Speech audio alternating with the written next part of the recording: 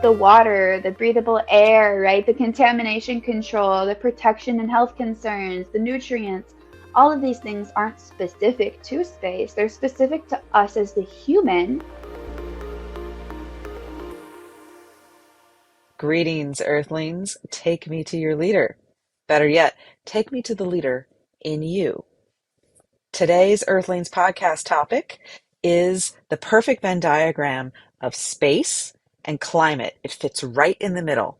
The company we're going to talk to today and the female CEO behind it have basically created that, those recyclers and the big spaceships and sci-fi stories, um, where like the characters, they just throw everything into the recycler, food waste, um, clothing, people, I mean, just everything. And everything gets broken down and then reused throughout the rest of the ship.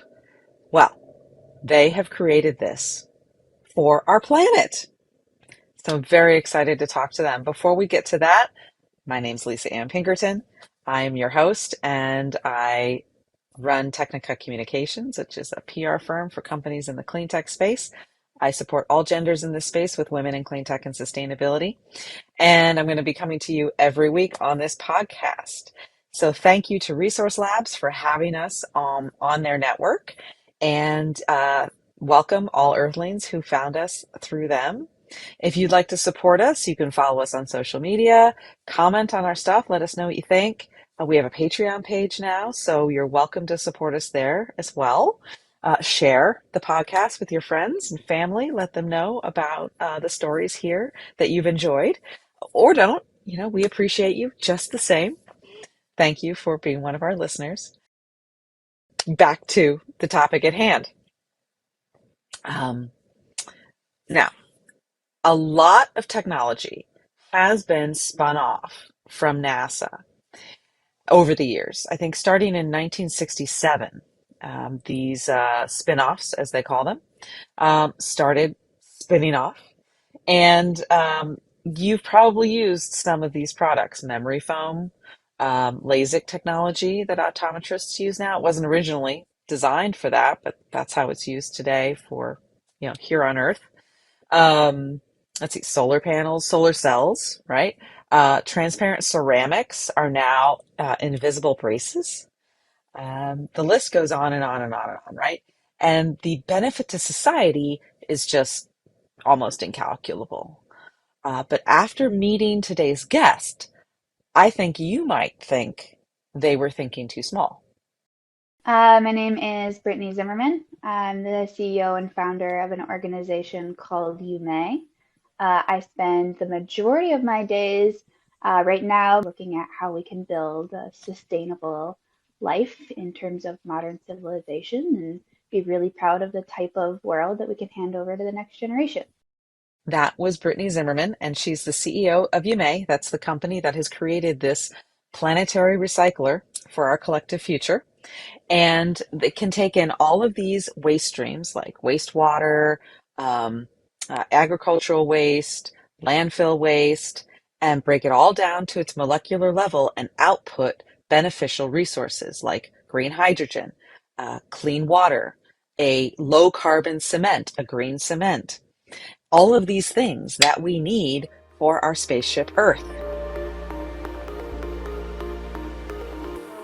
In my specialty is bioregenerative physiochemical hybrid life support systems for long duration spaceflight, which is just an obnoxiously long title to say that I really bridge the gap between how we develop technologies that utilize nature-based solutions and also using a more traditional engineer's approach, right?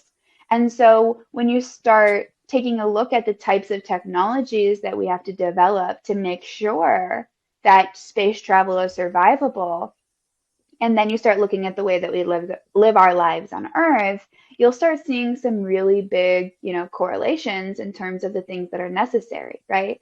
The water, the breathable air, right? The contamination control, the protection and health concerns, the nutrients. All of these things aren't specific to space. They're specific to us as the human.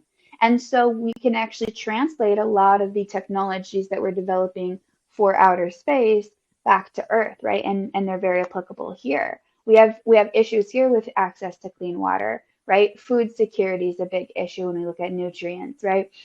We look at air revitalization, right? The climate issues that we're facing right now are because of different toxins and greenhouse gases that are being put into our environment here as a planet. And sure, we may have designed these technologies in a space, for space specific applications, but I really think it's those harsh environments by which we're innovating in and we're building our requirements in, right? And we're developing these solutions in that actually lead to some of the really, really cool solutions that we most likely would not have arrived at if we weren't put in the situation where we had to innovate for that.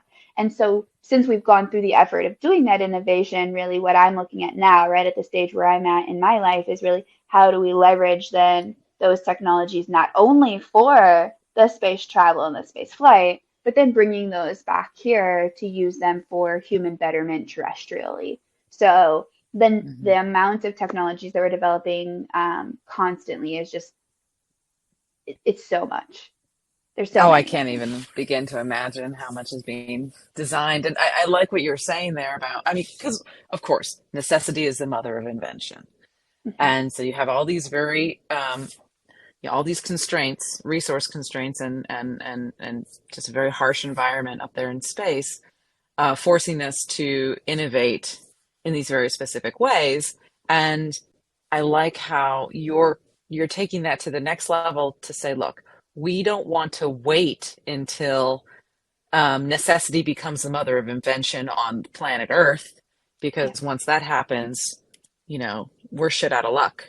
Yep. And so we need to plan ahead. We need to be proactive, and so you're thinking ahead now at how to transition some of these technologies.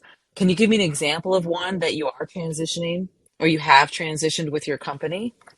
What we're doing is we're bringing in greenhouse gases as a feedstock, but think of this as things that would traditionally end up at a landfill, right? Our waste metals, plastics, glasses. We work with effluents, right, or sludges coming out of industrial processes or wastewater treatment facility centers. We work with construction waste, so demolition concretes, right, lumber, things along those lines all come into. We take in agricultural waste. Really, you'll see that different communities produce different types of waste, right? And so each of the different feedstocks that come in, we break them down, right? So I'll give an example, right? So CO2, for example, if you bring CO2 into a system, that CO2 is only a toxin because of the bonds that exist. We can break the bond between the carbon and the oxygen, and now we have oxygen, which we love, and we have carbon in its gaseous state. If we were to release that, it would, go back into the environment. It would make more of the greenhouse gases we don't like. So that's really what we do. And so we really looked at Mother Nature, right? So biomimicry, for anybody who's unfamiliar with that term, is really the mimicking of bio, right? We say, okay, Mother Nature breaks waste down, and over geological times, Mother Nature can translate that waste into, gosh, she makes minerals, she makes soils, she makes atmosphere, and she makes water, like out of this stuff. And it's like, okay, how can we then take these puzzle pieces that we've now built, right, and put them back together in a way that creates those things? Because those seem useful for us. And that's why you'll see the four products that we make fit into those categories, right? Our net negative alternative to concrete is, right, is a mineral. We're producing a mineral that just happens to be extremely useful to humanity for a lot of our development and infrastructure, right? But we're doing it in a way that makes it non-emissive, utilizes the waste that exists on the planet currently, and also is producing something that's good for us. So it's really cool because, right, every ton of it we make, we remove more than a ton of greenhouse gases, and we're all really happy about that. And then we make our soils, right? Our soils really it's technically a soil amendment, right? It's a sustainable alternative to fertilizers that does some really fantastic things for rejuvenating the majorly depleted lands across the world, right? And it also helps with the water issues too. It actually acts as a scrubbing agent for a lot of agricultural runoff. So, you've got like a million benefits to utilizing biochar, and it's been utilized by, and we didn't invent that, right? And indigenous groups Right. have been utilizing biochar for thousands of years. So this is Yeah. just a Yeah. product that we're producing because of its massive benefits to environment and because of the types of feedstocks that are coming in. And then we end up with water and hydrogen that are really left over from that, right? And so water is really fantastic as it's a resource that's needed all over the world. I mean, it's really becoming the resource, that most people I think are paying attention to and are concerned about for Hmm. the next existential issues that we face as a society and as a human race. And um, we found ways to both desalinate, right, in this process and do wastewater treatment that can produce potable, clean drinking water and agricultural waters with no brine production, no effluent. So that's been really, really exciting. And then what's left over after all of that is hydrogen, right? So uh, for us, right, at first we're like, okay, is this a Green waste hydrogen too. stream? Yeah, is this a waste Hmm. stream? No, it's not a waste stream. Look at this. Like, there's this whole hydrogen economy that's really being born, and it's green hydrogen, right? And it's even cleaner than green hydrogen because we're not having to develop solar panels or wind turbines or anything along those lines.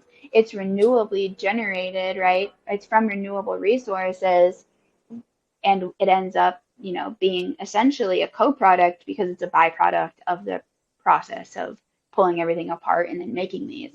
And then yeah, it's green hydrogen, and because it's essentially the leftover bucket for us, we can actually utilize that. We can compete with dirty hydrogen prices while being a green product. So it's really Yeah. revolutionary in that way. I can imagine too that the the plant itself is going to require a lot of energy, and you could almost run some of it off of the hydrogen that you're generating. Oh, yeah. We actually don't even need to tie into the grid, right? So all of the energy that we produce is from the waste that's coming in. So the waste that's coming in That's is the awesome. energy for the entire system, but in a non-incineration process. So some people, when they hear waste to energy, think, oh, like the waste is getting burned, because that is the way that some places around the world do treat their waste. So that's not a wrong thought Right. to have. It's just not what we're doing. Green concrete, I want to Hmm. dig a little bit deeper into that because to me, that has always been the holy grail of sustainability. And I've been watching companies try to make green concrete or zero emission concrete, whatever you want to call it, for years, Hmm. and nothing ever came of it. So I'm very excited to hear from you about what you've created. Yeah, I think this is probably one of the things I'm most excited about. If you look at a traditional concrete is produced through the mining of limestone. Now, limestone is CaCO3. So what they're after though is a calcium oxide. So you mine limestone, but because you have a calcium, right, you have your carbon, and then you have your additional oxygens, you have one C and two O's too many in limestone, right? You're trying to turn it into cement. So what is traditionally done is you heat it up. So you use your fossil fuels to make a very, very hot environment. And in Hmm. that hot environment, that C and those two O's are released. So you're releasing very Yeah, large break the amounts bonds. of, yeah, you're releasing the carbon dioxide into the environment, but then you're left with what's called calcium oxide. And calcium oxide is the cement that we're really interested in utilizing for the way that, current concretes are utilized. So think of that then as the glue, and then you mix it with big rocks and sand and water, right? And you mix it all together, and then a chemical reaction occurs, and that's what makes your traditional concrete right now. And that's why it's so emissive. The majority of the emissions are coming from the cement production, right? Making that glue, making that binder that holds everything together. You have all the emissions, of course, from the limestone extraction, and then all of the stuff that happens during that calcination process, which is the heating, right, that releases everything. So this is one of the, I think this is rough on us because concrete is the number one man-made utilized material on the planet.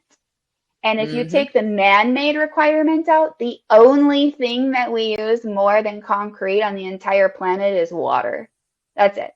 So it is the second most Uh, utilized thing on the entire planet, but the way that we produce it is highly emissive. So we're kind of shooting ourselves in the extremely. foot, right? And so this isn't like we're taking CO2 and exposing a limestone-based product to CO2 in order for it to, be secured there. We're making it so that no limestone has to be mined whatsoever. There is no mining needed for the implementation of these cements, right? Because it's entirely made from trash. And in doing so, we're removing greenhouse gases, right? So for every ton of it we're making, we're removing more than a ton of greenhouse gases directly from the environment. And so this material is so superior to traditional ordinary Portland cement-based products in darn near every way. It's unreal. I mean, like, it's mind-blowing. We tested it so many times. It was, when we were first, putting our formulas together and pulling everything out, we're like, there's no way. That must be a fluke. Let's do it again. But, after 100 times, you're like, oh my gosh, like, we've done something really cool. Let's dive in and like really figure out what the major deltas are, right? What are the major differences? And so when you're laying a normal road, let's say we're going to utilize this as a pavement, which you can. We utilize it as pavement. When you're laying a normal road, you mix your cement, your water, your aggregates together. You mix it all up in the trucks that you guys have seen. You pour it down. And then you wait, right? You know that the road's closed for a while they're going through construction. And this is specifically because you're waiting for it to cure and set. And what you want to have happen is you want it to hit about 4,000 PSI so you can open it up to traffic and all of that good stuff.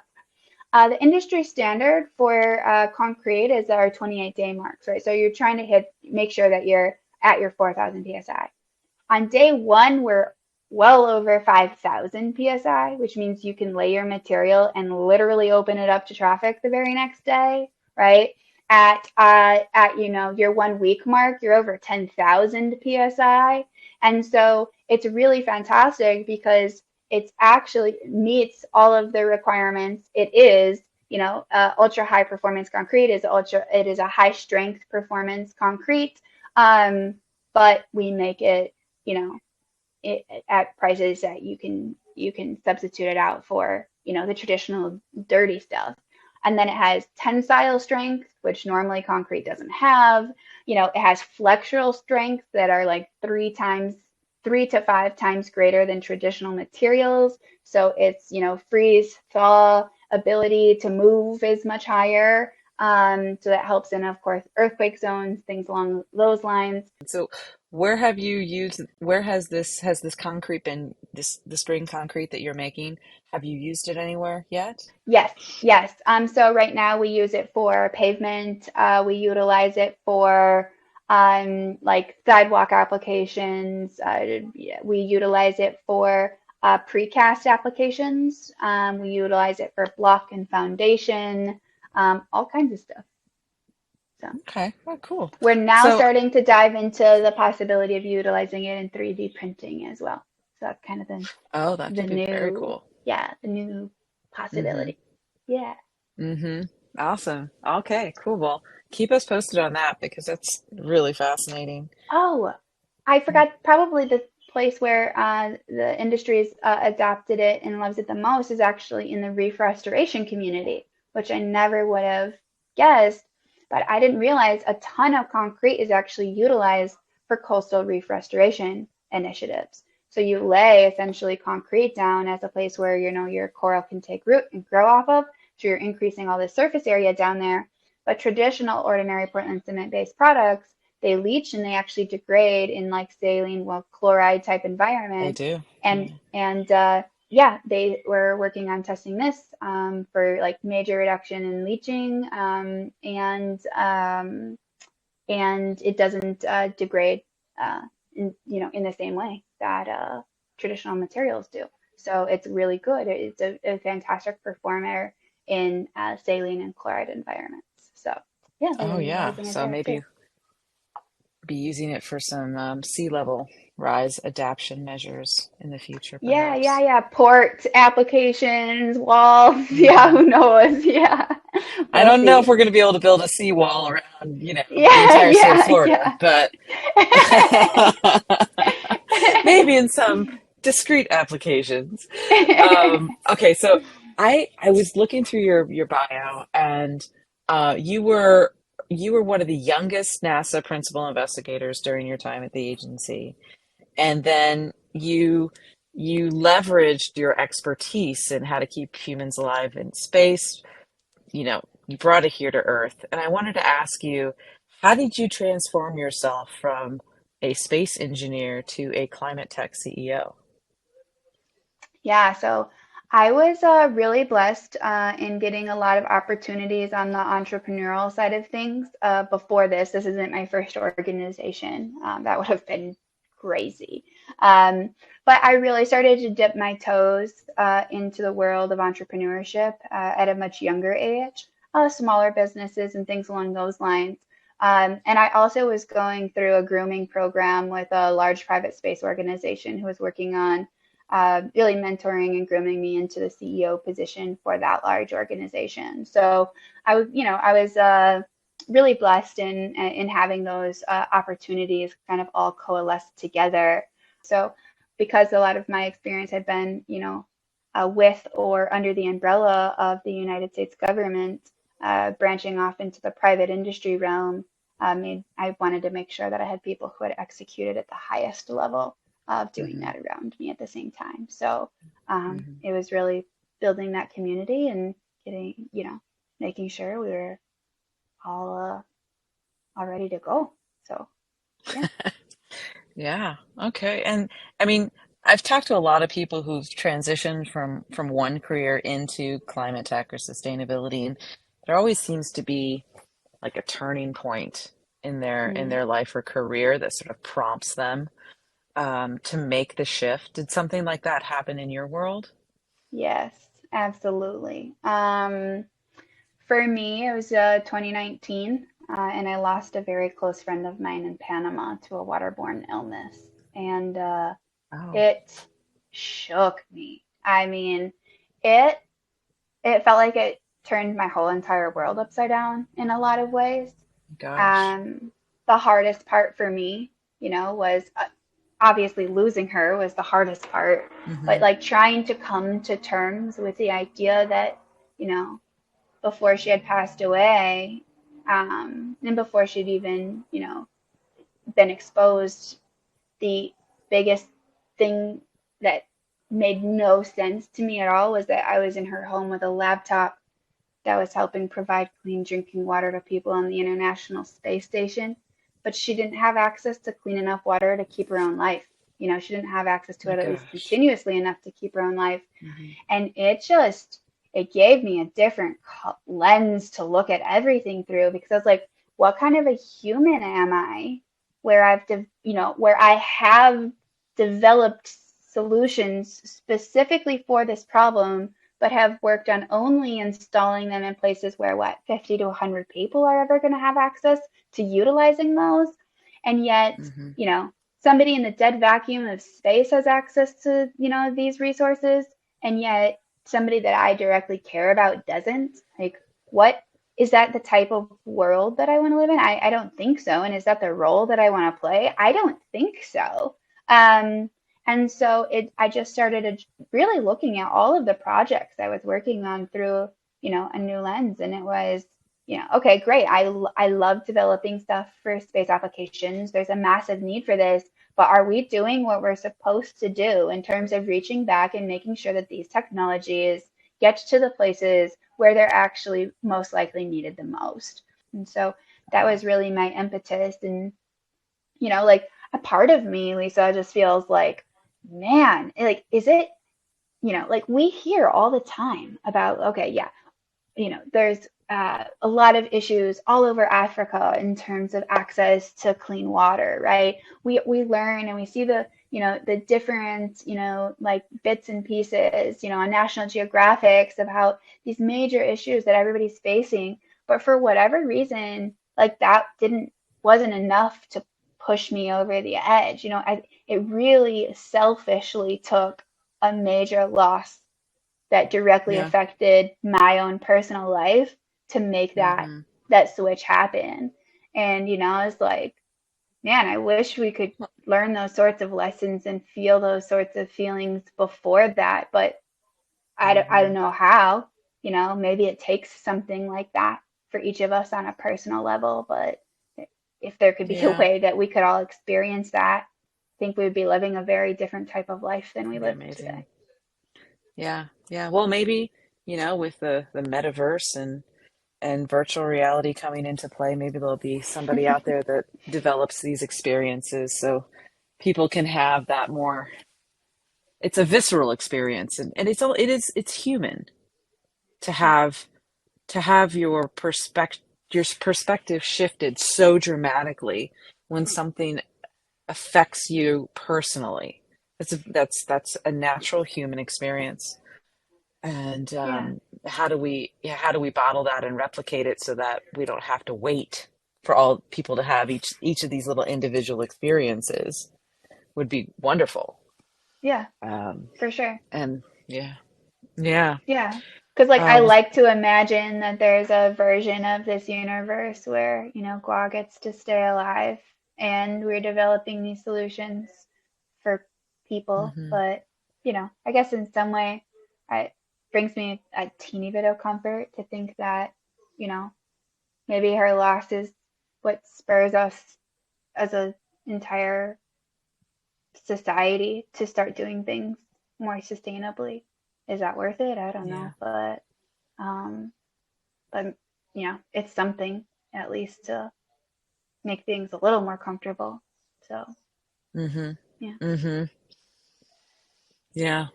I mean, it's it's sometimes comforting to think that we all come to this reality to serve a purpose, but it's not comforting if that purpose doesn't seem to be, what's the word I'm looking for? I could go in a very deep philosophical rabbit hole here. But it's this idea of okay. like you want to make meaning out of something tragic. Otherwise, what was the fucking point? Yeah, no, I'm not kidding. And like that's the big thing too, right? For me, it's like, okay, when I was in the space industry, I felt like what I was doing was meaningful. Like, I was helping push the frontier of our understanding of humanity and we were exploring, how the universe around us, works and where our place was in it, and how we originated. And I think that's important and I do find meaning in that. But when I start looking at things through a different view, it's like, okay, maybe my definition of meaning isn't the same anymore. It's hmm maybe hmm now I've changed. I know that I've changed my definition of meaning. Now when I'm up, I'm like, okay, the work that I did today, the work that I did in the last hour, the work that I'm doing currently, how many people are positively affected around the world because of what I'm doing in my time, in my moment here, Yeah, right? And so for me, that is Yummet. I mean, that's what we're here doing, right? It's like, okay, which each of these facilities that we're building, we can scale to remove 1 billion tons of greenhouse gases a year per facility, which means at that scale, we need about 40 facilities worldwide to remove all of the anthropogenically released carbon dioxide or the human released carbon dioxide on the planet. You don't want to have zero carbon dioxide. Carbon dioxide is important for healthy plants and other of course, processes on this plants need it. planet. Absolutely. Yeah, Hmm but we don't want to be double where we're supposed to be. It's like, how do we throttle Right. that back to a healthy place? Because if we can get that into check, it's not only positively affecting them, it's positively affecting their offspring and for as many generations as we can conceive. So it's like, oof, 100%. in our definition of meaning, that number, like we're looking good over here, Yeah, and that's that's why we're targeting that. But if you can think of something that's more meaningful and has more impact, we would be working on that. But this is why we're working on this today.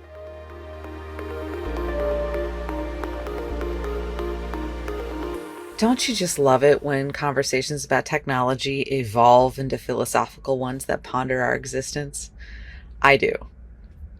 And maybe space is just naturally one of those topics that lends itself to it because you look up at the stars and you're reminded about how infinitesimal you are, like just a speck of dust in the cosmos.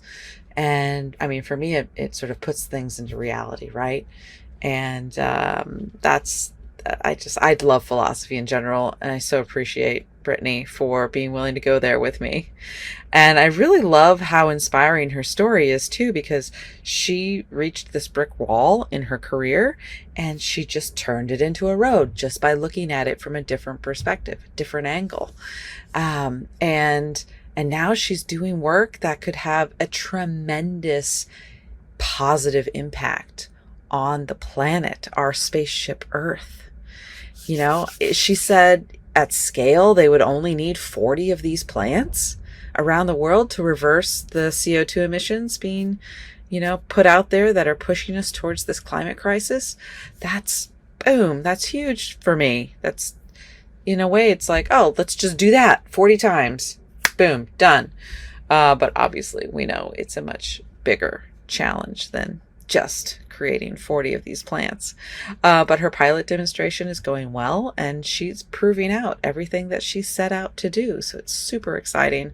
And I look forward to reading the developments as they come out, because I'm a big fan of Yummet. So Earthlings, keep your sensors pointed at Yummet to see how all this stuff materializes, and we will see you again on another turn of this beautiful blue-green space flower.